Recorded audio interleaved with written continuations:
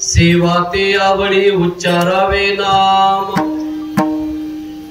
भेदा भेद काम निवारोनी न लगे हलावे चालावे बाहेरे अवघेचे घरी बैसलिया देवाचीच नामे देवाचीच श्री सर्व अलंकारी समर्पावी न लगे हालावे चालावे बाहेरे अवघेचे घरी बैसलिया तुका मने होय भावेची संतोषी तुका मने होय भावेची संतोषी वसे नामा पासे आपुलिया न लगे हालावे चालावे बाहेरे अवघेचे घरी बैसलिया विठाला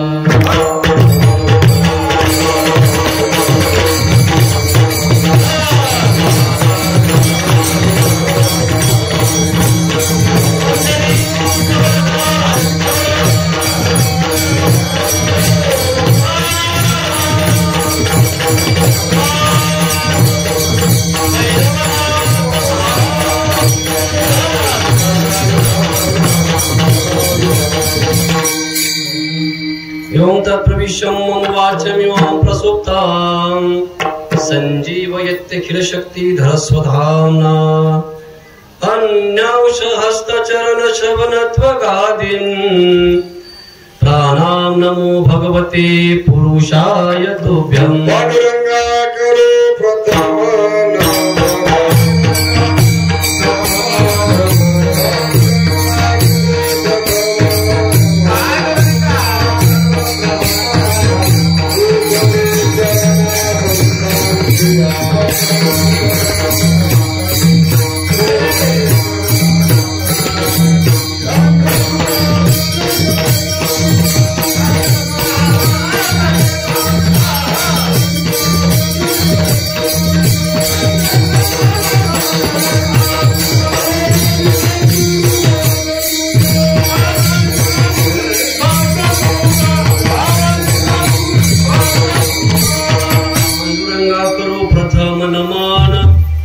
दुसरे चरणा संताचिया त्यांच्या कृपादाने कथेचा विस्तारो बाबाजी सद्गुरु दास तुका सेवे लागी सेवक झालो तुमच्या लागलो निज चरणा अहो स्वामी तुकया देवा यावरी न करावा वेर नमो सद्गुरु तुकया ज्ञान दीपा नमो सद्गुरु सच्चिदानंद रूपा नमो सद्गुरु भक्त कल्याण मूर्ती नमो सद्गुरु भास्करा पूर्ण कीर्ती तुकाराम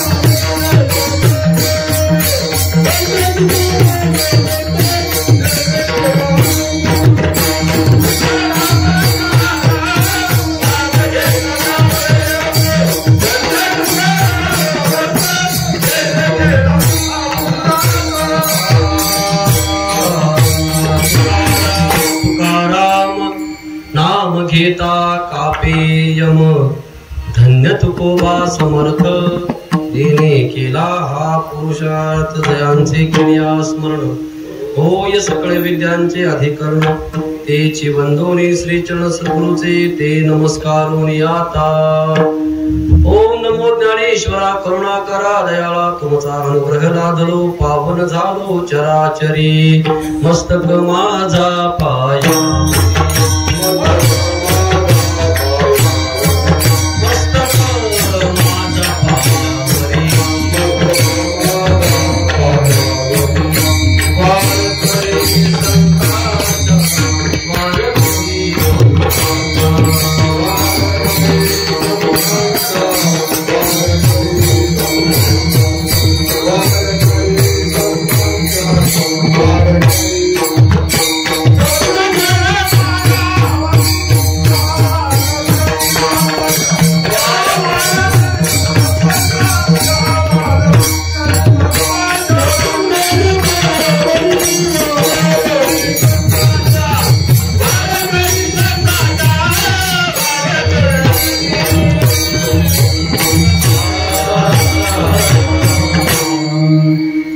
सेवा ते आवडे उच्चारावे नाम भेदा भेद काम निवारोनी न लगे हलावे चालावे बाहेरी अवघेची घरी बैसलिया।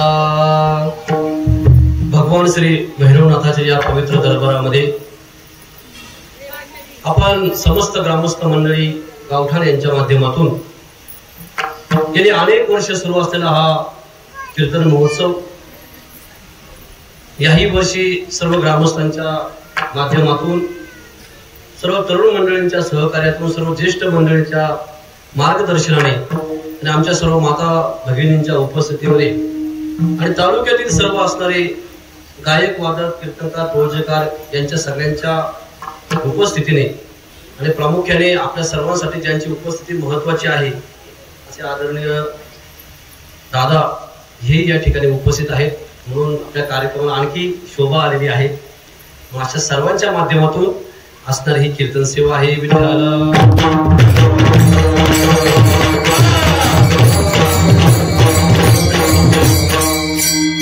सेवेकरता घेतलेला अभंग जगद्गुरु तुकोबारायांचा 4 चरणाचा आणि आपल्या भजनी मालिकेतील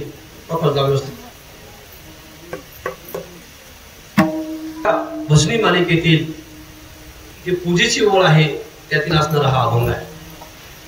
आजचा दिवस आपल्या कीर्तन सप्ताहातील हा प्रथम दिवस आहे आणि या पहिल्या दिवशी भगवान परमात्म्याच्या नामाचं महत्व सांगावं असं त्या ठिकाणी आम्हाला आमच्या असणाऱ्या संत महात्म्यांनी त्या ठिकाणी आदेश दिलेला आहे की पहिल्या दिवशी आपण नामाचं महत्व सांगावं आणि याच माध्यमातून नामाचं महत्व सांगणारा तुकोबारांचा अभंग आपण सेवेकरता घेतलेला आहे। विठ्ठल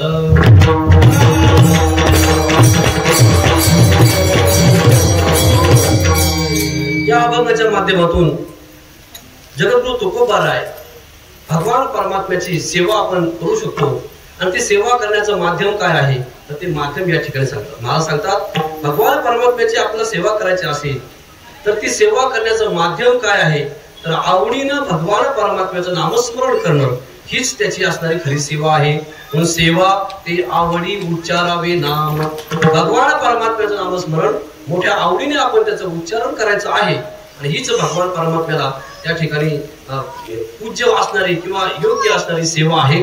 पुढे मला सांगतात आणि ही सेवा करत असताना भेदा भेद काम निवारणे अंतःकरणामध्ये कुठल्याही प्रकारचा भेद त्या ठिकाणी ठेवायचा नाही आणि पूर्ण अंतःकरण आपलं चित्त त्या ठिकाणी शुद्ध निर्मळ रिकामा करून त्या ठिकाणी भगवान परमात्म्याचा आपण नामस्मरणाचा उच्चार करायचा आहे। या ठिकाणी हे उच्चार करत असताना देवाची कृपा व्हायची असेल तर मला सांगतात न लगे हालावे चालावे बाहेरी, त्या कृपेकरता तुम्हाला कुठेही बाहेर जायची गरज नाही।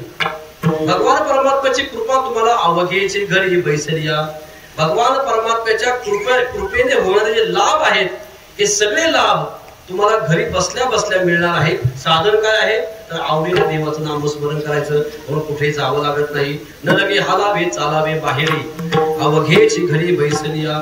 कसं करायचं नामस्मरण, कशी करायची देवाची पूजा तर म्हणजे सोपं आहे। देवाची पूजा करत असताना देवाचं नाम हेच पूजेचं साहित्य म्हणून वापरायचं।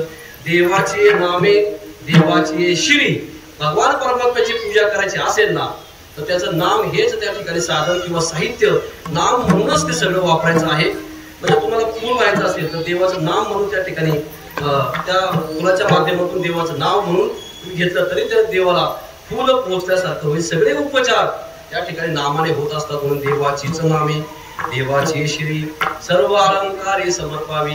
भगवान परमात्म्याच्या पूजेला लागणारे सगळे काही अलंकार किंवा सगळे उपचार त्या ठिकाणी या नामस्मरणातून साध्य होतात, तो दुसरं करायची गरज नाही। शेवटी तुकाराम मला सांगतो अहो यास नवर नाही, नवर हे आहे की भगवान परमात्मा असणाऱ्या भक्ताच्या अंतःकरणातला भाव पाहतो आणि त्या भावांना प्रसन्न होतो। तुका म्हणे होय भावेची संतोषी, तो नुसता त्या भगवान भक्ताच्या अंतःकरणातला भाव पाहतो आणि भाव पाहून तो त्या ठिकाणी भगवान परमात्मा संतुष्ट होतो किंवा आनंदी होतो। आणि तुकोबारा सांगतात त्या भगवान परमात्म्याचा निश्चित पत्ता सांगतात तो कुठं भेटेल तर वसे नामापासी आपुलिया। तो भगवान परमात्मा त्याचा नाम उच्चार जिथं चालू आहे त्या ठिकाणी तो त्या ठिकाणी राहत असतो, वसत असतो। म्हणून न लगे हालावे चालावे बाहेरी अवघेची घरी बैसलिया विठ्ठला.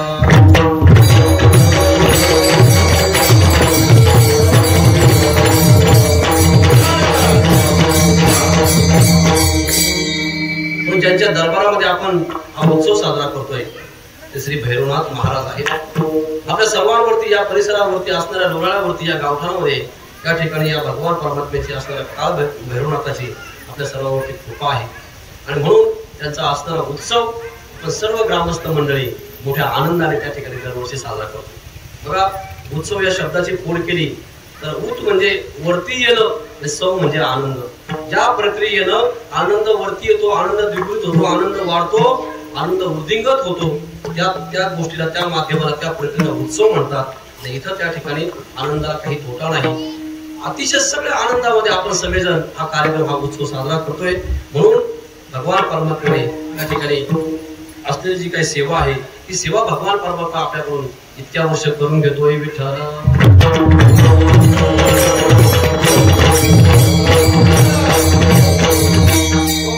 म्हणून असणारा भगवान परमात्मा आहे.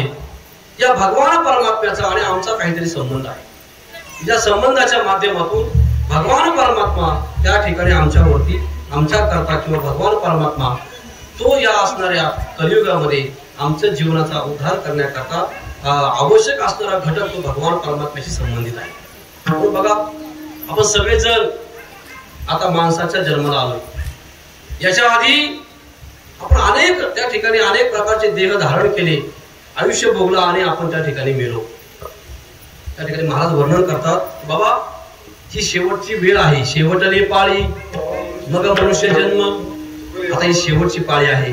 आता जर वर्म चुकलं तर चुकली या वर्म फेरा पडे. पुन्हा त्या ठिकाणी आपला जन्म मृत्यूच्या चक्रामध्ये अडकावं लागेल. आणि हेच खरं तुमच्या आमच्या असणाऱ्या जीवाच्या मागे लागलेलं दुःख आहे. म्हणून या जीवाला या दुःखापासून सोडवण्याकरता हा नरदेहाची निर्मिती भगवान परमात्म्याने केली. कारण याच देहामध्ये असणाऱ्या जीवाची सुटका करण्याची एक ताकद किंवा क्षमता या देहामध्ये आहे. विठ्ठल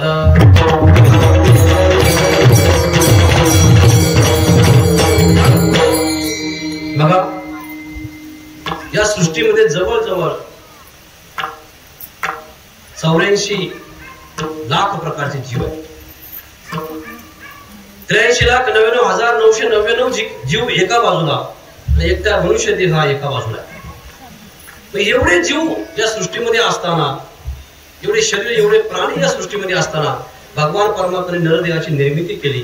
त्याच्या मागे उद्देश हाच आहे की या अनेक शरीरामध्ये जो जीव अनेक जन्म भोगून, अनेक मरण त्या ठिकाणी पत्करून इथं आलेला आहे, इथपर्यंत पोहोचला आहे, त्या जीवाला आता सुखी करायचं आहे. या जीवाचं सुख कशामध्ये आहे? वास्तविक तुमच्या आमच्या समोर जेव्हा सुखाची व्याख्या येते, सुखाची कल्पना येते, तर आपण सगळे ज्या सुखाकरता धावपळ करतो ते सुख शरीराच्या संबंधित आहे. आपण सगळेजण जो प्रयत्न करतो, जी धडपड करतो सुखाची, ही सगळी धडपड आपली त्या ठिकाणी शरीर संबंधाच्या सुखाची आहे. उदाहरणार्थ आम्हाला तहान लागली तर आपण पाण्याचा शोध घेतो किंवा पाण्याचा स्वीकार करतो, पाणी घेतो. याचा अर्थ काय? शरीराला असणारा जे काही त्या शरीराला तहान, दुःख होते तहानेचं, तिच्यापासून त्याची सुटका होण्याकरता आम्ही पाण्याचा स्वीकार केला. आता इथं गरम होते, आपण फॅन लावला, आला शीतळ शांतीचा वारा. त्याचा फायदा काय होतोय? तेने सुख झाले या शरीरात. या शरीराला त्या असणाऱ्या वाऱ्यानं सुख झालं. आणि तुमची आमची धडपड जी चालू आहे ही सगळी शरीर सुखाच्या माध्यमातून आपण आपल्या जीवनाची धडपड करतो. पण महाराज या ठिकाणी सांगतात की या शरीराच्या सुखाचा आम्ही विचार केला, या शरीराच्या सुखाकरता आम्ही नाना साधनांच्या खटपटी केल्या, या शरीराच्या सुखाकरता आम्ही विषयांचा भोग घेतला, तरी सुद्धा त्या ठिकाणी हे शरीर तुम्हा आम्हाला सुखी करू शकत नाही किंवा या शरीराला पूर्णपणे सुखरूप होता येत नाही. मग आम्हाला काय करावं लागेल? मला सांगतात, तुम्हा आम्हाला ज्या असणाऱ्या सुखाच्या विषयाकडे आपलं पाहावं लागेल किंवा ज्याच्या सुखाचा विचार करावा लागेल, तर ते शरीर नाही तर तो जीव आहे. मला तुम्ही जीवाचा विचारच कधी केला नाही, आम्ही जीवाच्या सुखाचा विचार कधी केला नाही. मला सांगता बाबांनो, सुखाचा विचार आम्ही कधी करत नाही, जीवाच्या सुखाचा आम्ही विचार कधी करत नाही. तो विचार आम्ही जर केला नाही तर मला सांगतात, बघा आम्ही जीवाच्या सुखाचा विचार करत नाही. आणि जीवाचा सुखाचा विचार कशामध्ये आहे? तर तो भगवान परमात्म्याच्या असणाऱ्या स्मरणामध्ये आहे. भगवान परमात्म्याच्या आठवणीमध्ये आहे. भगवान परमात्म्याला त्या ठिकाणी आपलंसं केल्याशिवाय जीवाला सुख मिळत नाही. तेने विन जीवा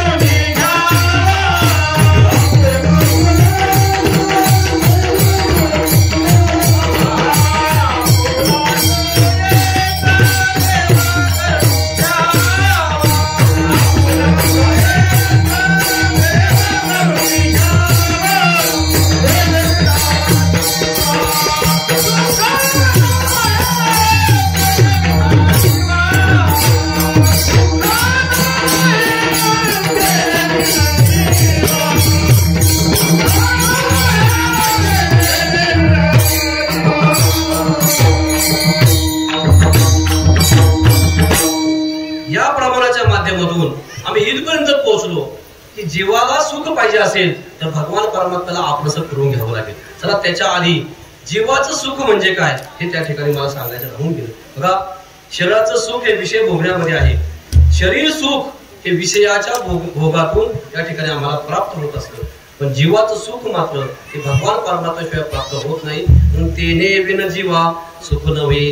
काय त्या जीवाचं सुख आहे? सुख बाकी ठेवा. त्या जीवाचं सुख तर नक्की काय? ज्ञानोबा सांगतात, किंबहुना सोये जीव आत्मयाची लाहे तेथ जे होय तया नाम सुख. तो जीव आहे आणि त्या जीवाचा असणारा अंशी भगवान परमात्मा, त्या दोघांचं समरूपता की त्या ठिकाणी साधण्याकरता हा नरदेह निर्माण झाला. असणाऱ्या जीवावरती अनंत जन्मामध्ये अनंत प्रकारचे संस्कार झालेले आहेत आणि हे संस्कार होऊन होऊन तो जीव इथपर्यंत आला. त्याने हे मनुष्य देह धारण केलं. बघा, तुम्हाला आम्हाला कुणाला मरणाचा अनुभव नाही, आपला मरणाचा अनुभव नाही, तरी सुद्धा आम्हाला मरणाची भीती वाटते. याचा अर्थ असा आहे, जो जीव आहे या शरीराला, या शरीर ज्याने धारण केलं आहे तो जीव त्या ठिकाणी त्या जीवाला मरणाचा अनुभव आहे. मनवणी जीव भ्याला. घाबरतो कोण? तर जीव घाबरतो. का घाबरतो? महाराज त्याला मरणाचा अनुभव आहे म्हणून तो घाबरतो. विठ्ठला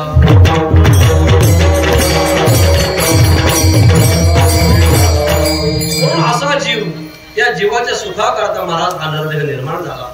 आम्ही त्या ठिकाणी शरीर सुखामध्ये, विषय भोगामध्ये, त्या ठिकाणी आम्ही या संसारामध्ये आम्ही आमचं आयुष्य वाया घालवलं आणि शेवटी त्या ठिकाणी आम्हाला कळायला म्हणजे कळून चुकलं की बाबा हा संसार कसा आहे? संसार दुःख मूळ. हा संसार दुःख मूळ आहे. यात असणाऱ्या संसारामध्ये मला सुखाचा विचार नाही. दुःख बांधवडी हा संसार, सुखाचा विचार नाही कुठे. आम्हाला सुख पाहिजे, आम्हाला शांती पाहिजे, समाधान पाहिजे, आनंद पाहिजे. पण महाराज ते ज्या ठिकाणी आम्ही शोधतोय या संसारामध्ये ते नाही, शून्य आहे. तिथं ते मिळत नाही. मग जिथं ते मिळत नाही तिथं जर आम्ही शोधायला लागलो तर महाराज काय होईल?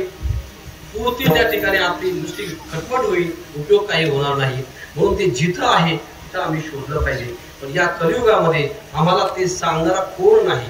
या कलियुगामध्ये आमचं हित जाणणारा कोण नाही. या कलियुगामध्ये आम्हाला चांगलं सांगणारं कोण नाही. महाराज, जे संसारिक जन आहेत, जे संसारिक जन आहेत ते जन आपला योग्य सल्ला देतील असं नाही, आपला चांगला मार्ग दाखवतील असं नाही,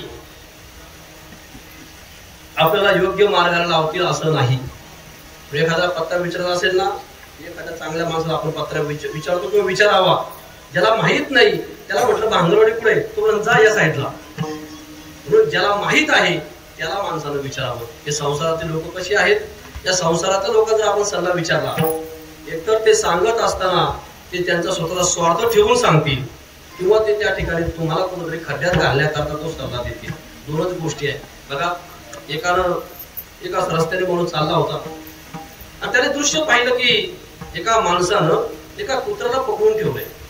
त्या कुत्र्याचा कान पकडून ठेवलं. दृश्य त्याने पाहिलं. आता त्याने विचार केला की काय झालं असेल, कशाला कान पकडला असेल. म्हणून त्या ठिकाणी सहज आपला सवय असते काय चाललंय बघा, सहज त्या ठिकाणी गेला. म्हणजे दादा काय भानगडे, कशाला कान पकडून ठेवला? ते म्हणजे बाबा कान पकडला या करता हे कुत्र जे आहे ते फार दैवगुणी. त्या कुत्र्याकडे दैवी शक्ती आहे. म्हटले काय शक्ती आहे? म्हणजे शक्ती अशी आहे की याच्या कानामध्ये आपण जे काही सांगू त्याची प्राप्ती होते ती आम्हाला मिळतं. आता बघा आपल्या सगळ्या तुम्हा आम्हाला सगळ्या माझ्या सगळ्या सर्वांना त्या ठिकाणी असं काहीतरी असलं फुकट म्हणा किंवा असं काहीतरी भेटणार असेल तर आम्ही त्या ठिकाणी तयार होतो. त्याने विनंती केली दादा एक 2 मिनिटं मला जरा देता का तुमचं कुत्र? 2 मिनिटं मला माझं मी काम आहे माझी जी काही अडचण आहे गरज आहे ते कुत्र्याच्या कानात मी सांगतो. तुम्हाला मी तुम्हाला देत नाही तर तुझी एक दया मला आलेली आहे. ठीक आहे काय फक्त 2 मिनिटं म्हटला देतो म्हटला धर पटकन म्हणला. याने कान सोडला त्याने धरला. तसा त्याने कान धरला तसा हात चालू लागला लांब जाऊन त्या ठिकाणी उभा राहिला. आणि उभा राहिल्यानंतर ज्याने कान धरला होता मला दादा का झाले कुठं चालले तुम्ही? आता काही हरकत नाही म्हटला आता मी जातो. पण हे म्हणला हे आता तुम्हालाच ठेवू. म्हणजे काय झालं? मित्र म्हणजे दैवगुणी. म्हणजे दैवगुणी वगैरे काही नाही. ते कुत्र पिसळलंय सोडलं की चावतो.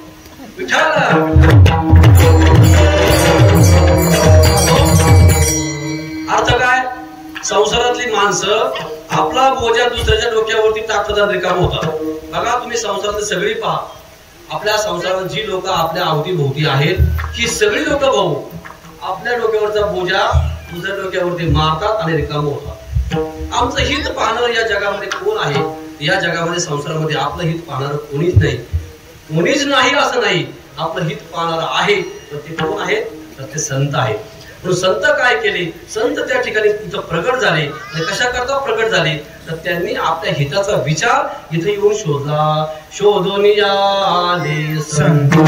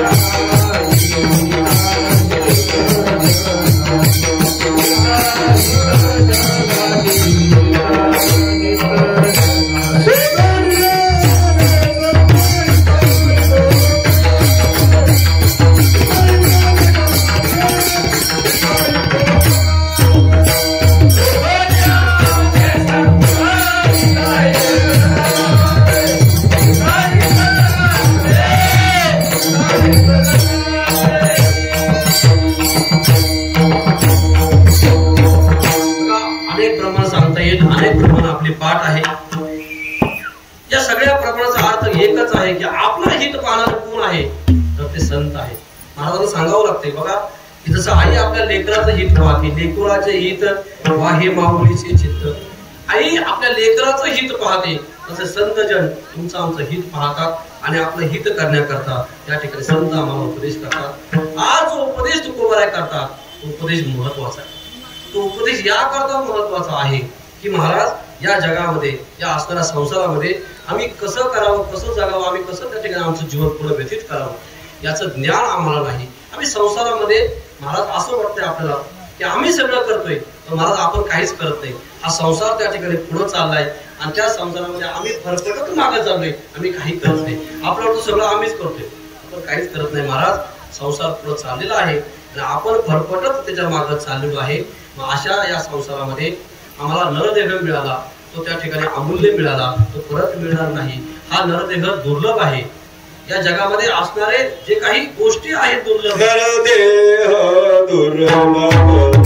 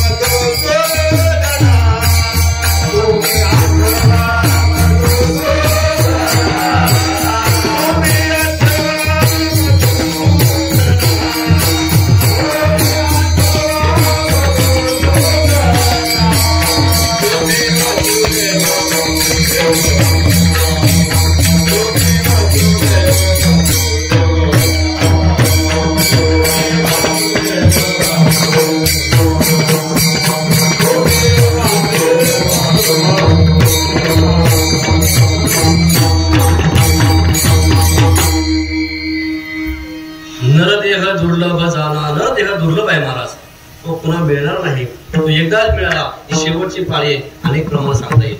बस एकच लक्षात ठेवायचं की हा नरदेह दुर्लभ आहे. दुर्लभ नरदेह तुम्हाला आम्हाला प्राप्त झाला आणि तो आम्ही जर त्या ठिकाणी संसारामध्ये प्रपंचामध्ये त्याला व्यतीत केला, त्याला जर घालवला, महाराज एक दिवस या ठिकाणी आपला कचरा झाल्याशिवाय राहत नाही. आणि परमार्थ असा आहे, या परमार्थामध्ये जर नरदेहाचा आपण त्या ठिकाणी त्याचा व्यतीत केला, नरदेहाला परमार्थामध्ये लावला, तर या नरदेहाचं सोनं झाल्याशिवाय राहत नाही. विठ्ठला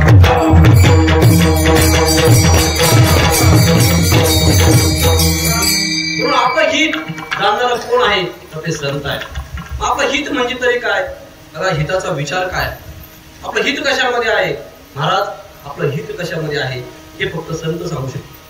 संतांनी आम्हाला सांगितलं बाबा तुमच्या आमच्या जीवनाचं हित कशामध्ये आहे, तर हित ते करावे देवाचे चिंतन, भगवान परमात्मा चिंतन करण्यामध्ये आपलं हित आहे. आम्हाला जर आमच्या जीवाला सुखी करायचं असेल, शांती समाधान आनंद प्राप्त करून घ्यायचा असेल, तर त्याला पर्याय एकच आहे, ते म्हणजे भगवान परमात्म्याचं स्मरण करणं हा त्या ठिकाणी पर्याय आहे. हे त्या ठिकाणी सांगणारे कोण आहेत, ते संत आहेत. संतांनी आम्हाला हा मार्ग दाखवला, संतांनी आम्हाला त्या ठिकाणी हे साधन आमच्या समोर दिलं, ज्या साधनाचं नाव आहे नामस्मरण. आज तुकाराम महाराज तेच साधन तुमच्या आमच्या समोर ठेवतात. महाराज सांगतो बाबा तुम्ही भगवान परमात्म्याचं नामस्मरण त्या ठिकाणी त्याचा उच्चार करा. फक्त करत असताना अंतःकरणामध्ये त्या नामाविषयी त्या दिवाविषयी आवड धरून एक सेवा या भावनेनं त्या ठिकाणी त्याचं नामस्मरण करा. भगवान परमात्म्याची कृपा झाल्याशिवाय राहणार नाही. आपण त्याचं पहिलं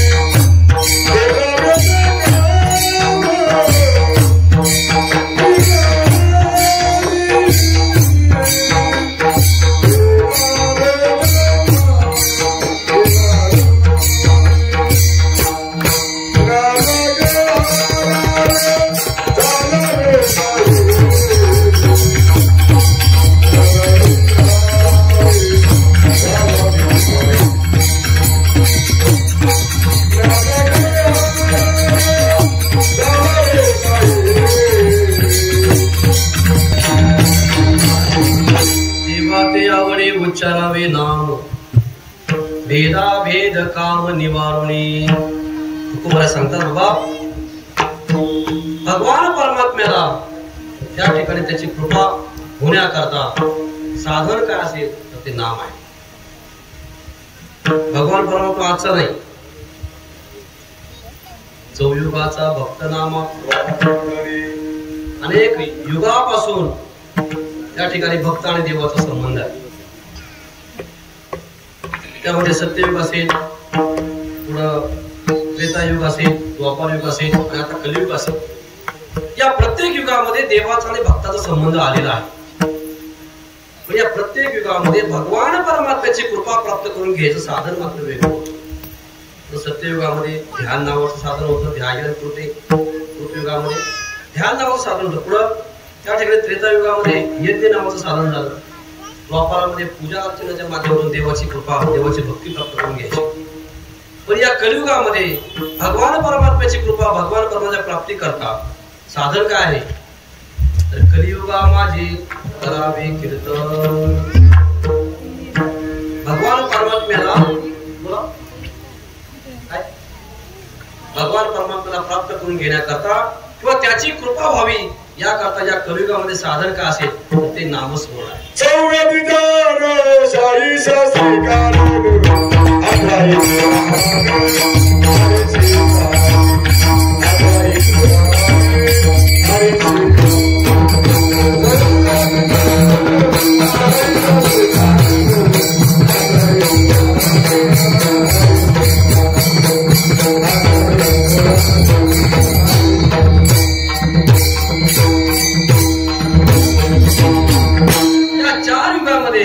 साधन बदल गेली, शेवटी कलियुगामध्ये साधन आलं तुमच्या आमच्या समोर, ते म्हणजे नामस्मरण. हे नामस्मरण साधन संतांनी आम्हाला का दिलं असेल त्याची अनेक कारण आपण ऐकली, अनेक कारण आपल्याला माहित आहे. बघा 100 वर्षाचं आयुष्य कलियुगाचं, ध्यान जमणार नाही, त्या ठिकाणी यज्ञ जमणार नाही, त्या ठिकाणी असणाऱ्या पूजा अर्चा आपल्याला व्यवस्थित करता येणार नाही. या कलियुगामध्ये त्या ठिकाणी सोपं साधन पाहिजे. या कलियुगात त्या ठिकाणी तुम्हाला आम्हाला फुकट साधन पाहिजे. या कलियुगामध्ये आपल्या सगळ्यांना जमेल, जसं जमेल तसं त्या ठिकाणी आम्हाला साधन आमच्या हातात पाहिजे. फक्त लाभ कसा पाहिजे, लाभ मोठा पाहिजे. लाभ आहे का नामाचा? महाराज नामाचे 2 फायदे आहेत. नामस्मरण अशी गोळी आहे की त्या गोळीचे इफेक्ट 2 आहेत चांगले.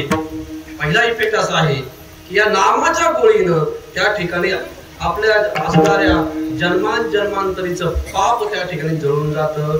जळतील पापे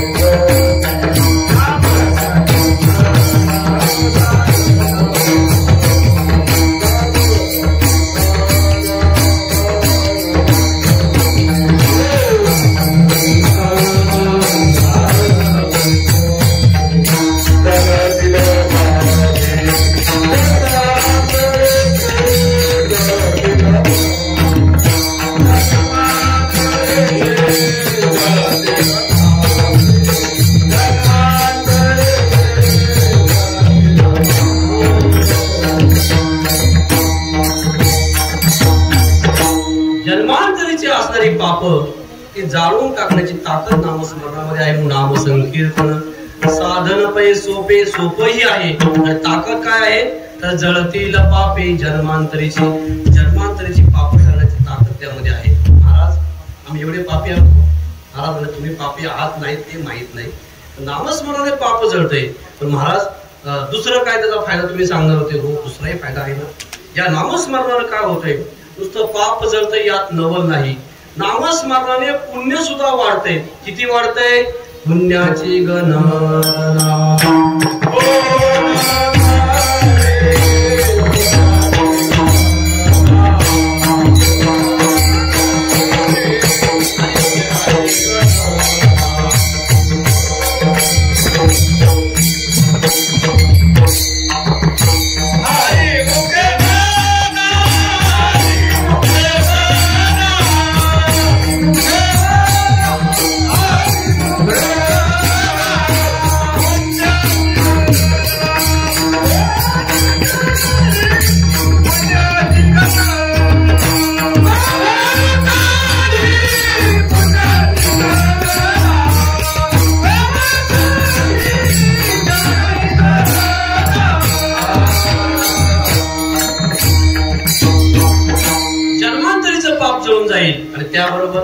पुण्याची गणना कोण करी.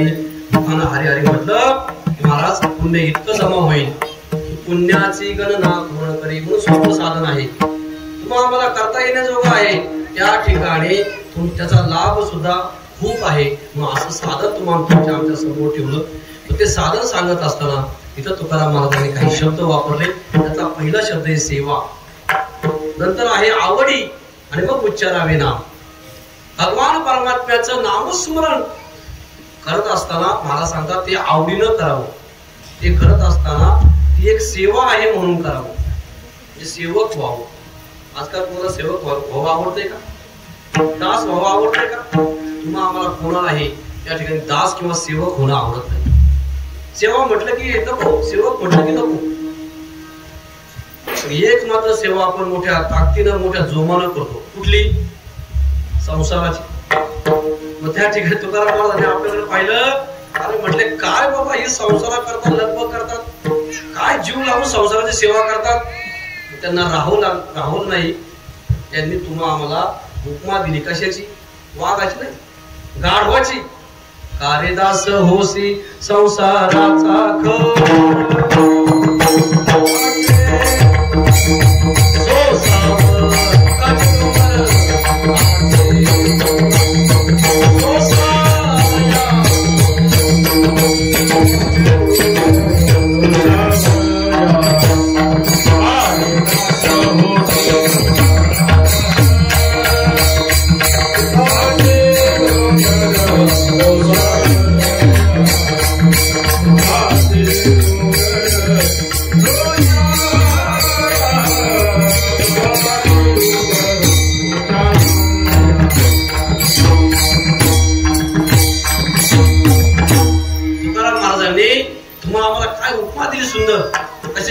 गाढवाची. का बरं दिली असेल? त्यांना बैल, घोडा, वाघ किंवा अजून उंट काय म्हणता नसतं का? गाढव का म्हटले? गाढव असा प्राणी आहे की त्या गाढवाला बांधावं लागत नाही. आणि भाऊ जे आसन ते काम करतो. गाढवाचा मालक आहे ना भगवान महाराज, फक्त पायाच्या भोवती दोरी बांधतो अशी ऍक्शन करतो. आणि गाढवाला वाटतं माझ्या पायाला दोरी बांधली. गाढव हलत नाही, बाहेर जात नाही. आणि किती पण बोजा टाका, नेऊन जाणार. तुम्ही आम्ही आपल्या कुठल्या दोरीने बांधलेलं नाही, तरी सुद्धा आम्ही त्या ठिकाणी संसाराला घट्ट पकडून बसतो. आणि प्रपंच करता रे बापरे, सकाळपासून रात्रीपर्यंत जी धावपळ करतोय. म्हणून गाढवामध्ये आपल्यामध्ये काय? तुकाराम महाराजांना सांगावं लागते, बाबांनो तुम्हाला दास व्हायचा असेल तर संसाराचा दास होण्यापेक्षा तुम्ही दास देवाचं व्हा. काय फायदा होईल? दास्य करी दासाचे, दास्य करी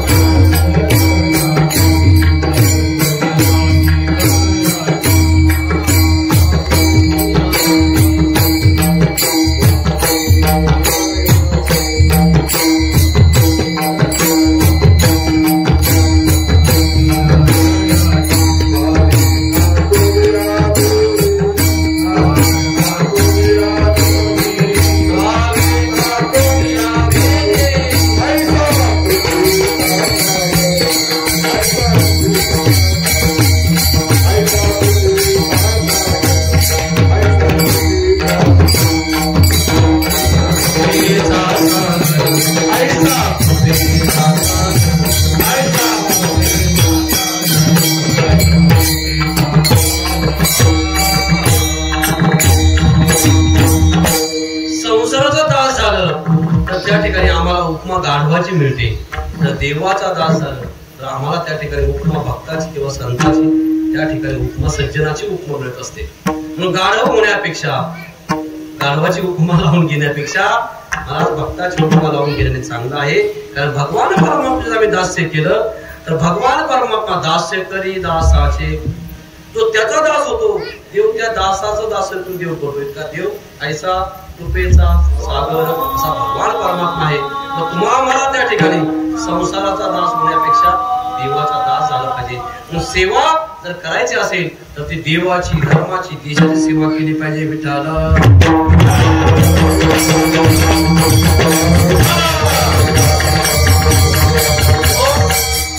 संसाराच्या सेवेतून महाराज अधःपतन होणार आहे. संसाराची सेवा आम्हाला त्या ठिकाणी आम्हाला आमचं अधःपतन करणार आहे. सेवा देशाची केली, सेवा धर्माची केली, सेवा त्या ठिकाणी असणाऱ्या समाजाची सेवा केली तर मात्र आमच्या जीवनाचा उद्धार झाल्याशिवाय राहत नाही. विठ्ठला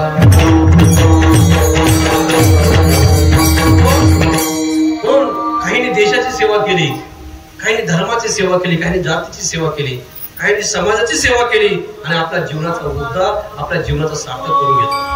त्यापैकी एक नाव आहे महाराज, ज्यांनी धर्माची सेवा केली आणि त्या सेवेच्या माध्यमातून स्वतःच्या जीवनाचं सार्थक करून घेतलं ते म्हणजे छत्रपती संभाजी महाराज. आता हा जो चालू आहे हा बलिदान मास आहे. छत्रपती संभाजी महाराजांनी धर्माची सेवा केली. मला कशाला सेवा म्हणतात?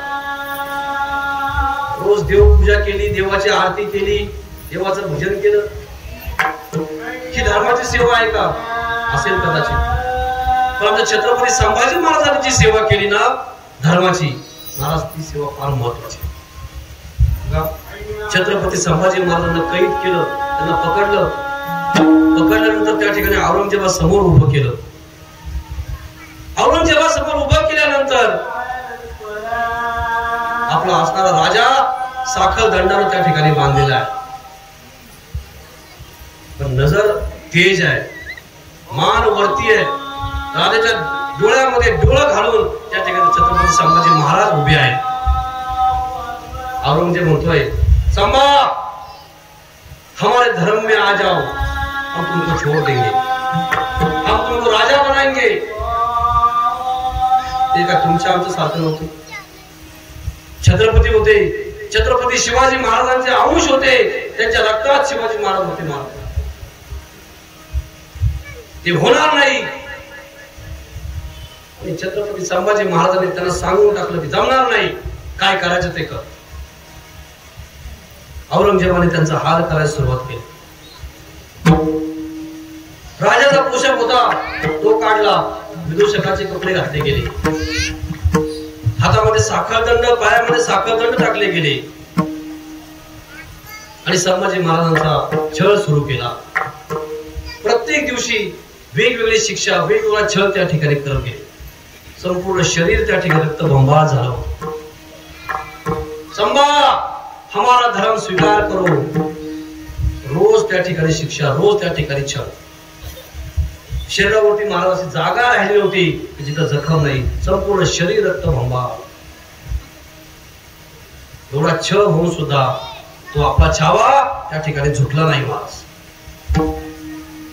ज्या डोळ्यानं औरंगजेबाकडे पाहायचा ना, औरंगजेबाने सांगितलं ते वो आंखें फोड़ दो उसकी. गरम गरम असणाऱ्या सळया त्या ठिकाणी तापवलेल्या घेऊन आल्या. त्या सळयातून असा धूर निघत होता, लाल तप्त सळया.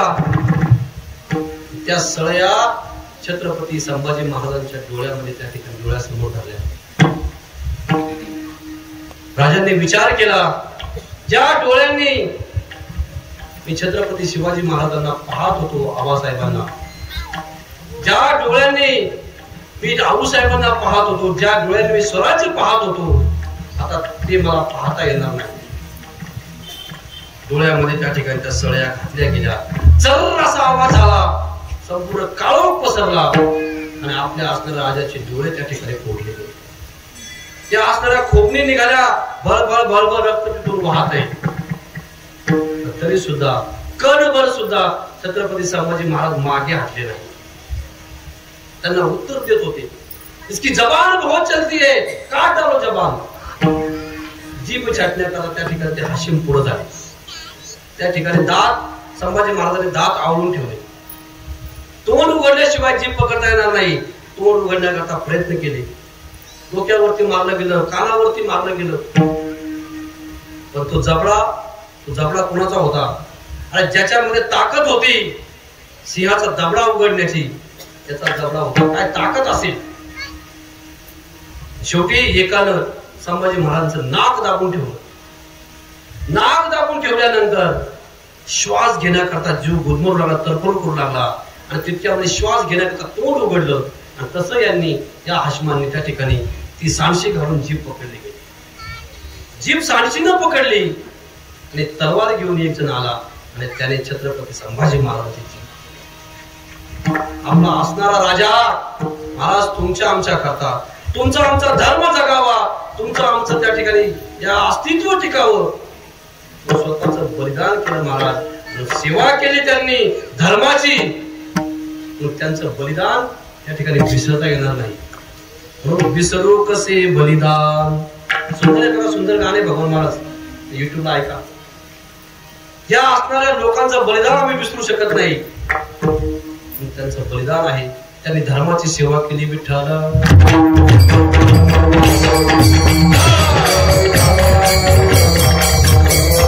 देशाची सेवा महत्वाची, धर्माची सेवा महत्वाची आहे.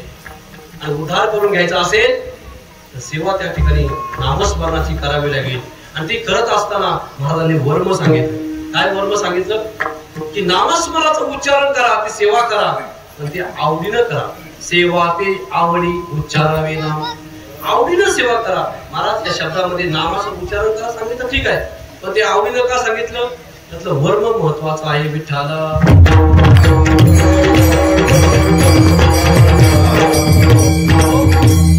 म्हणून आवडीनं देवाचं नाव घेतलं ना की महाराज त्या देवाला ते आवडतं. भगवान परमात्म्याची कृपा होण्याकरता त्याचं नामस्मरण घेणं आवश्यक आहे. पण त्यामध्ये वर्म आहे, ते म्हणजे आवडीनं घेणं. वर्म काय असतं? वर्म महत्वाचं आहे. दोन आमच्या भगिनी शेजारी राहत होत्या. दोघीचे मिस्टर त्या ठिकाणी दोन्ही त्यांचे नवरे चांगले पांढरे सफेद कपडे वापरायचे. धुवायला गेल्यानंतर नदीवरती गेल्या. जाताना दोघींनी एकच साबण, एकच पावडर, जे काही सगळं लागतं ते सगळं सारखंच घेऊन गेल्या. नदीवरती गेल्या, कपडे धुवून त्या ठिकाणी परत आल्यानंतर ज्यावेळेस कपडे वाळायला घातले त्यावेळेस एकीची कपडे चांगली स्वच्छ निघाली, एकीची थोडीशी अशीच राहिली. मग जिची कपडे थोडीशी अस्वच्छ दिसत होती तिनं विचारलं, म्हणले बा काय केलं? जो साबण तू घेतला तोच मी घेतला, जी पावडर तू घेतली तीच मी घेतली, तुझी तर तुझ्या नवऱ्याचे कपडे तर म्हणजे तर झगमग चमकतात, ते माझे कशी अशी? ते म्हणजे तुला वर्म माहित आहे काय? म्हणजे ज्या वेळेस मी कपडे धुते ना, ज्यावेळेस मी कपडे धुते, जेव्हा मी कपडे आपडते, काय समजून आपडते? बघा यांना लगेच समजलं, त्या कपड्यात माझा नवरा आहे असं म्हणून मी कपडे धुते. हे वर्म आहे का नाही? हे वर्म सांगितलं. तुझं वर्म महत्वाचं आहे महाराज. म्हणून नामस्मरण आम्ही करतोय, भक्ती आम्ही करतोय, पण ती भक्ती देवाची आवडीनं केलं पाहिजे. आवडीनं करणं हे वर्म आहे. विठ्ठला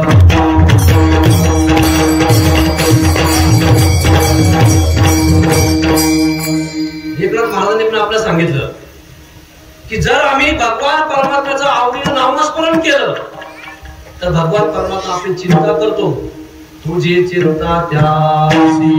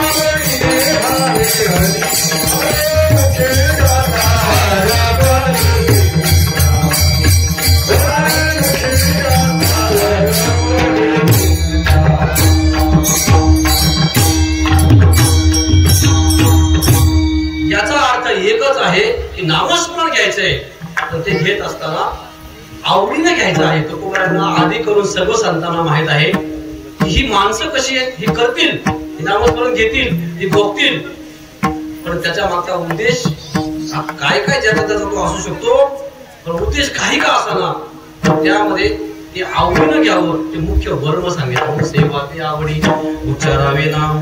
आणि महत्वाचं काय तर भेदा भेद काम निवारणे. कुठल्याही प्रकारचा भेद कुठल्याही मनामध्ये असणारा संशय त्या ठिकाणी ठेवायचा आणि निसंशय होऊन भगवान परमात्म्याचं नामस्मरण उच्चारण करायचं. ते केल्यानंतर त्या ठिकाणी भगवान परमात्म्याची कृपा होते.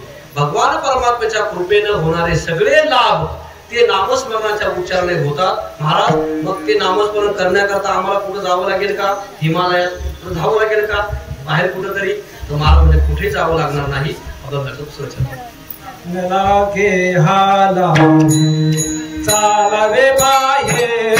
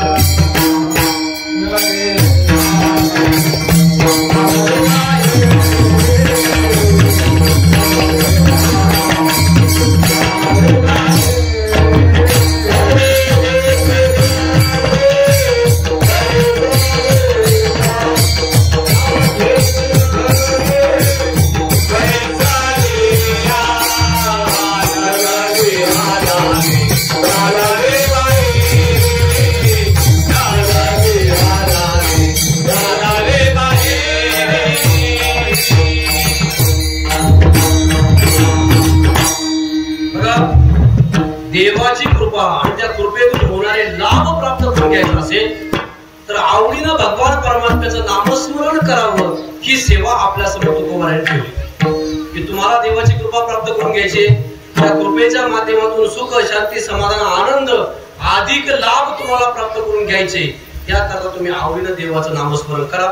ही सेवा आपल्या समोर ठेवा. पण ही सेवा आपल्या समोर ठेवत असताना तुकोबारायांनी स्पष्ट सांगितलं नरगे हालावे चालावे बाहेरी कुठेही जावं लागत नाही. काय होतं अवघेच घरी बैसलिया.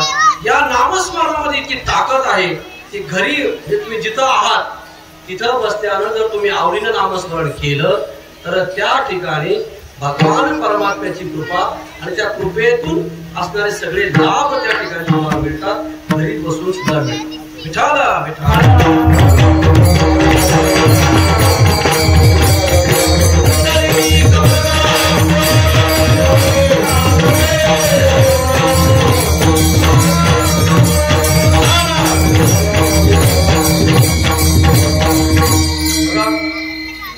भक्ताची चरित्र जर आपण पाहिली या भक्ताच्या चरित्रामध्ये असे अनेक चरित्र आहेत की ते भक्त देवाकडे गेले नाहीत तर देव त्यांच्याकडे आला. वास्तविक गंमत अशी आहे की भक्त आणि अभक्तामध्ये फरक असा आहे की अभक्ताला देवाकडे जावं लागतं आणि भक्त त्या ठिकाणी स्थिर थांबतो. देव भक्ताकडे येत असतो. उदाहरण तुमच्या समोर मांडील दोन. पहिलं रामायणातलं मानतो. रामायणामध्ये असणारी शबरी माता आपल्या असणाऱ्या गुरुच्या वचनावरती विश्वास ठेवला की भगवान परमात्मा इथं येईल. काय कर भजन करीत राहा. कधी येईल येईल नक्की येईल. उठली सकाळी त्या ठिकाणी सडा संभाषण केलं. रानामध्ये गेली आणि गोड गोड फळं त्या ठिकाणी घेऊन आली. आता गोड फळ म्हणजे काय? गोड फळ आहे कसं कळणार? बघून तो गोड कळणार नाही, त्याकरता ते चाखावं लागेल, खावं लागेल.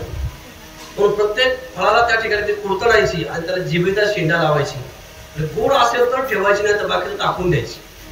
असा द्रोण त्या ठिकाणी तो भरून घेऊन यायची आणि भगवान परमात्म्याचं त्या ठिकाणी वाट पाहायची, त्याचं भजन करायचे. कब मेरे राम जी का आमन होगा, जब मेरे राम जी का आवन होगा, शबर की बुद्धियों का पावन होगा, शबर की बुद्धियों का पावन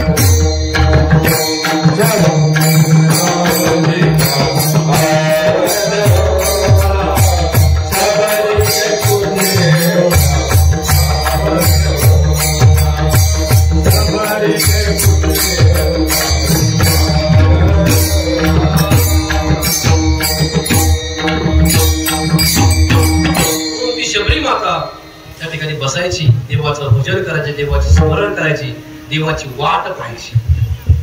किती वाट पाहिली?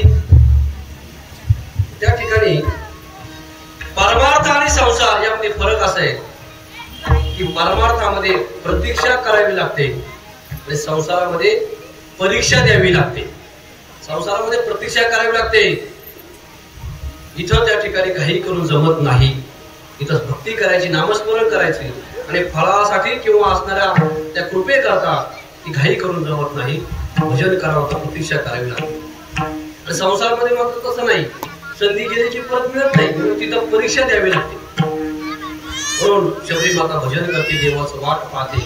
नाही आले तर तो द्रोण बाजूला ठेवला, झोपले, पुन्हा सकाळी उठायचं, पुन्हा सरासर भजन करायचं, पुन्हा रानात जायचं, पुन्हा गोड फळ घेऊन यायचं, पुन्हा भजन करत बसायचं, पुन्हा वाट पाहायची. नाही आले तो द्रोण बाजूला ठेवायचं. महाराज किती प्रतीक्षा केली हो, ते द्रोण ठेवून ठेवून त्या द्रोणाचा डोंगर झाला. त्याचं नाव द्रोणागिरी आहे. विठ्ठल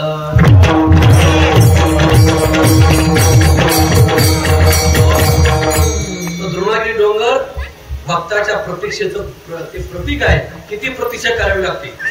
आम्ही एखादी वारी नाही केली, आम्ही एखादं त्या ठिकाणी सप्त्यामध्ये भजन केलं, लगेच देवाची कृपा व्हावी असं आम्हाला वाटतं. महाराज तसं नाही, प्रतीक्षा करावं लागते, भजन करावं लागतं.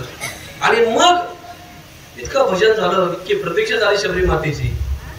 जो या विश्वाचा चालक मला भगवान परमात्मा आहे ना, तो भगवान परमात्मा त्या ठिकाणी स्वतः चालत शबरी मातेकडे गेला आणि शबरी मातेनं आणलेली जी काही फळं आहेत, ती फळं भगवान परमात्म्याने त्या ठिकाणी खाली न म्हणे उच्चिष्ट अथवा थोडे, तुका म्हणे भक्ती पुढे. हा देवाचा स्वभाव आहे आणि तो स्वभाव तुकोबारांना माहित आहे. तुकाराम मला सांगितले, बघा त्या शबरी मातेकडे पहा. तुला गेली नाही, घरी बसली आणि भगवान परमात्मा आला. देव आला म्हणजे काय, सगळे लाभ सगळ्या कृपा घेऊन त्या ठिकाणी आला. ते रामानंद झालं. महाभारतामध्ये अशीच एक दासी आहे, अशीच एक भक्त आहे, तिचं नाव कुब्जा आहे. त्या कुब्जा दासीकडे सुद्धा भगवान परमात्मा त्यावरती कृपा केली. आमचे विदुर काका आहेत, भक्त आहेत. काय विदुर काकाकडे काहीच नाही. तिकडे दुर्योधन आडवा झाला, म्हणजे माझ्या घरी चला, सोन्याचं ताट आहे. देव म्हटले, मला ते लागत नाही, सोन्याचं ताट मला लागत नाही. मला काय लागते, देव भावाचा भुकेला. भगवान परमात्म्याला भाव लागतो आणि तो अभक्ताकडे मिळत नाही. अभक्ताकडे इतर साधनं मिळतील, अभक्ताकडे झोपायला गादी मिळेल, अभक्ताकडे एअर कंडिशन मिळेल, अभक्ताकडे तुम्हाला पंचपात्राचं जेवण मिळेल. भक्ताकडे हे काहीच मिळणार नाही. तर भक्ताच्या अंतःकरणातला जो भाव आहे, तो प्रचंड भाव, तो भगवान परमात्म्याला त्या ठिकाणी आवडतो. तो भगवान परमात्मा तिकडे जातो. तुकाराम महाराजांना माहित आहे, शबरीसाठी गेला, तुमचे करता गेला, आमच्या विदुर काका करता गेला, तसं तो तुमच्या आमच्या करता सुद्धा अवघेचे घरी.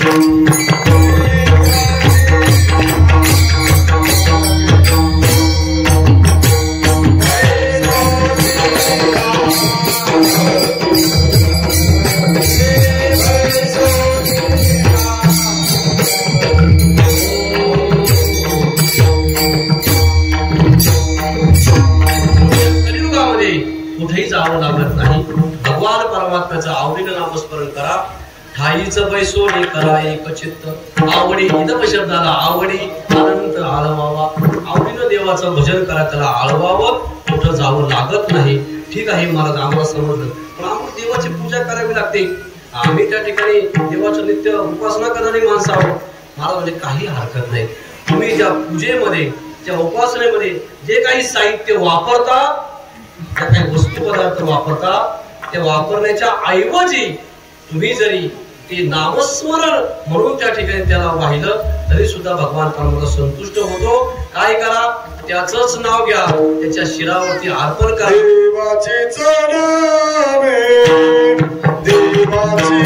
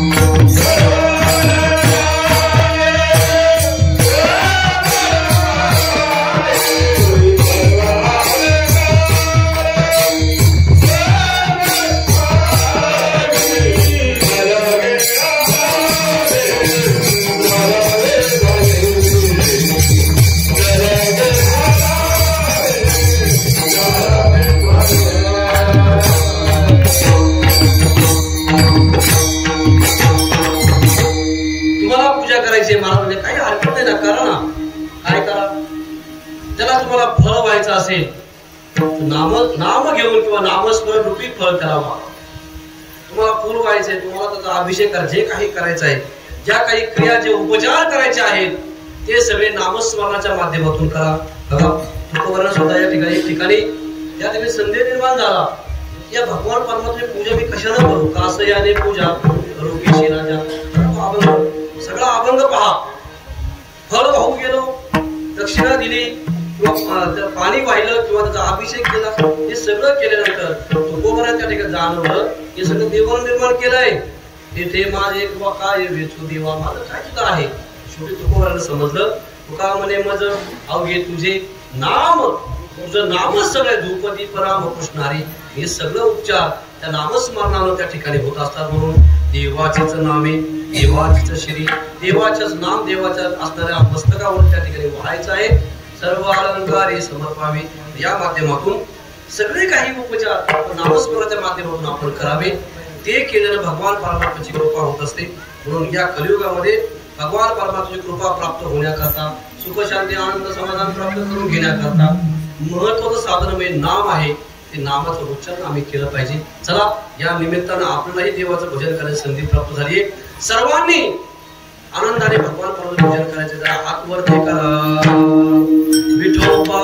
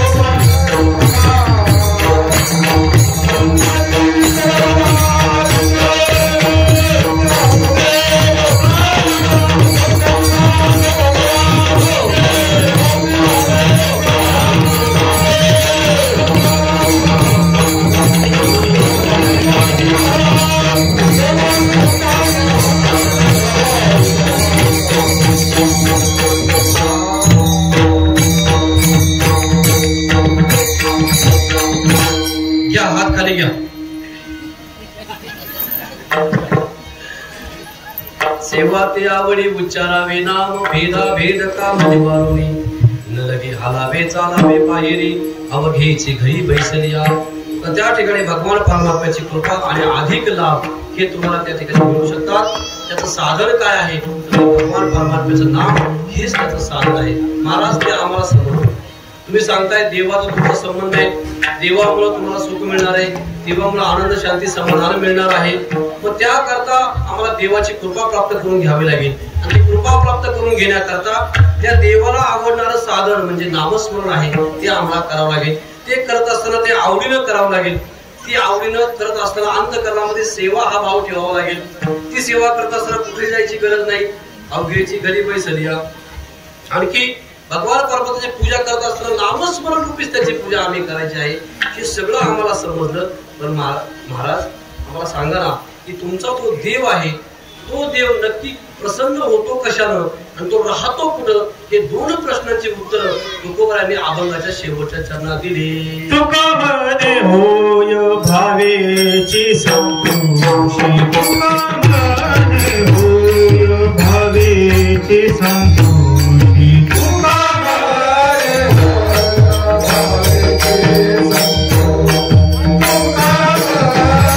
होय भावेची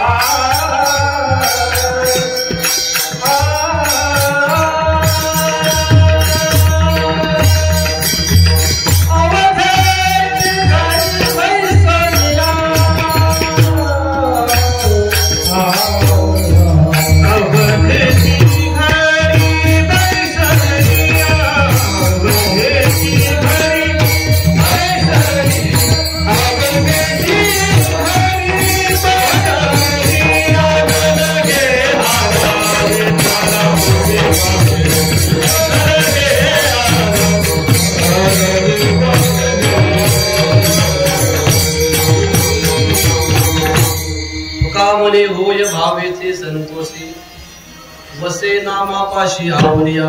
शेवटी तुकाराम मला सांगतात, बाबा या कलियुगामध्ये तो भगवान परमात्मा आहे, तो भगवान परमात्मा संतुष्ट होतो, प्रसन्न होतो. कशाने होतो? तर फक्त भावेची चकार शब्द वापरतो, तिथं दुसरं काही लागत नाही.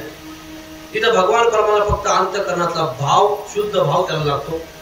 भगवान परमात्मा त्यानं संतुष्ट होतो, संतोषी होतो. तुका म्हणे हो भावेचे संतोषी. तो भावानं संतुष्ट होत असतो. पण आम्ही जे काही करतो त्याचा उपयोग नाही का? बघा, आपण सगळं करतोय, आपण सगळे उपचार करतोय, देवाची पूजा करतोय, सगळं काही करतोय, भक्ती करतोय. पण ही भक्ती करत असताना ती देवासाठी आहे का आपल्या करता आहे याचा विचार आम्ही केला पाहिजे. हो, एकच उदाहरण मांडतो तुमच्या समोर. आम्ही देवाची पूजा करतो, देवाला अगरबत्ती लावतो. अगरबत्ती कोणाला लावतो? अगरबत्ती देवाला लावतो. तर कुणाच्या आवडीने आणतो? आपण वाज घेऊन बघतो, हा ही चांगली आहे. अगरबत्ती देवा करता का आपल्या करताय? तुकाराम महाराज माहिती, बाबा हे सगळं करून त्या ठिकाणी काही उपयोग नाही. तुम्ही जे काही क्रिया करतात ती भावानं करा, भावानं प्रसन्न होतो. तुका म्हणे होय भावेची संतुष्ट. वसे नामापाशी आपुडिया. त्याला कुठेही शोधावं लागत नाही. जिथं नामस्मरण सुरू आहे तेथे असे देव उभा. भगवान परमात्म्याला कीर्तनाची नामाची आवड आहे, तिथं चालू आहे नामस्मरण कीर्तन. भगवान परमात्मा त्या ठिकाणी उभा आहे, इथं सुद्धा आहे, इथं सुद्धा आहे. ज्याच्या अंतःकरणामध्ये तो भाव आहे, त्या भावानं तो भगवान परमात्मा संतुष्ट होतोय, त्याचा अनुभव आपल्याला येईल. ठीक आहे, हे सगळं झालं.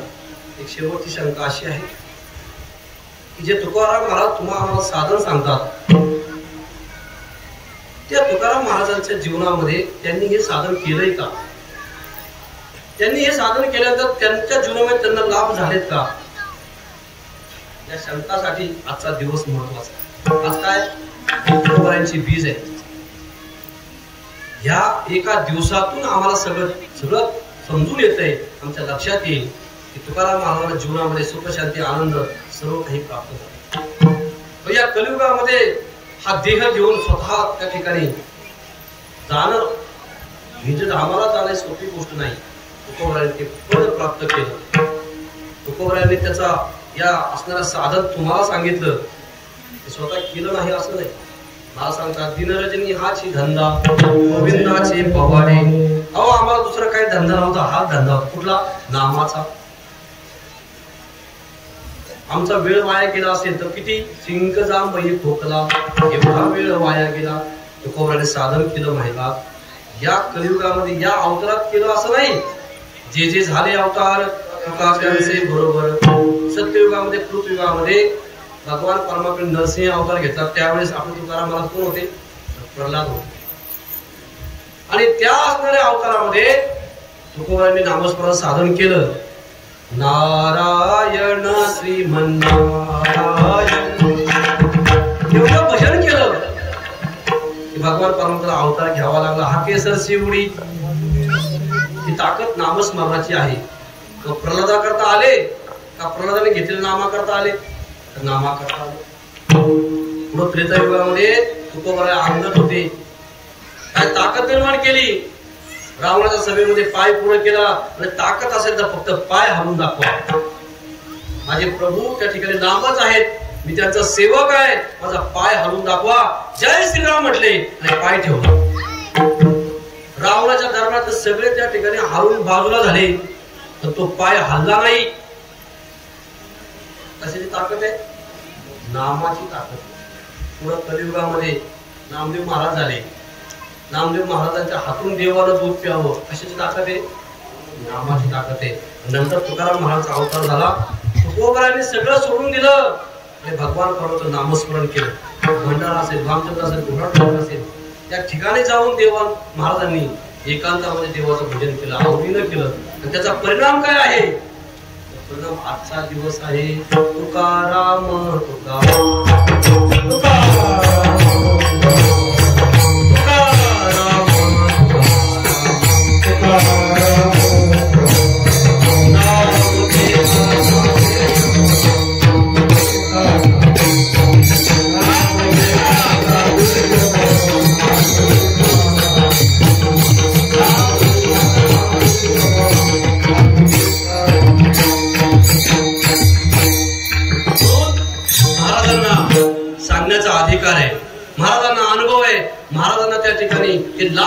झालेत आणि अजूनही तुमचं आणि महाराजांचं तुमचं आमचं आपलं एक नातं आहे. काय नातं आहे? ऐशी कळवळ्याची जाती आपलं नातं आहे. त्या ठिकाणी संत मायबाप त्यांच्या अंतःकरणामध्ये आपल्याविषयी कळवळ आहे, आपल्या हिताचा विचार सांगतात, म्हणून तो विचार आपण ऐकला पाहिजे. महाराजांनी तो विचार या निमित्ताने सांगितला. सेवा के आवडी उच्चारावे, भेदा भेद कामने वारुणी, नरके हलावे चालावे बाहेरी, अवघेचे भरी बैसरिया ज्ञानेश्वर.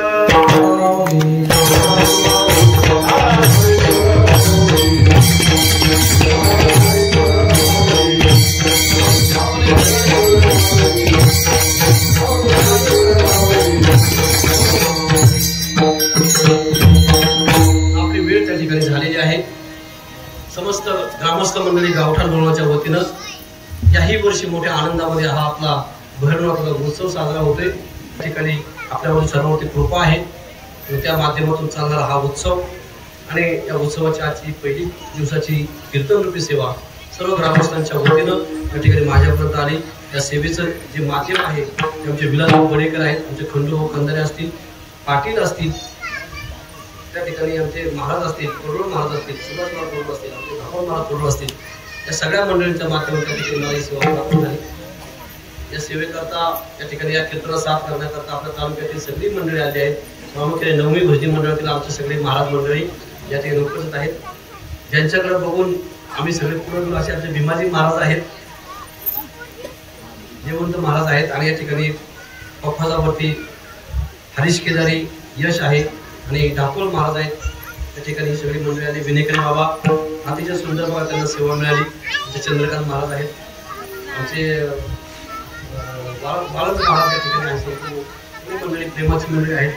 आणि आपल्या सगळ्यांवरती ज्यांची कृपा आहे, सगळ्या मावळातील वारकऱ्यांवरती, भजन करण्यावरती, सगळ्या महाराजांवरती ज्यांची कृपा आहे, असे दादा या ठिकाणी आहेत. एकदा दादांकरता सर्वांनी एकदा टाळी वाजवा दादांकरता. त्यांच्या सर्वांच्या अर्पण करतो. या कार्यक्रमाला शोभा आमच्या माता भगिनीने आणली व्यक्त करतो.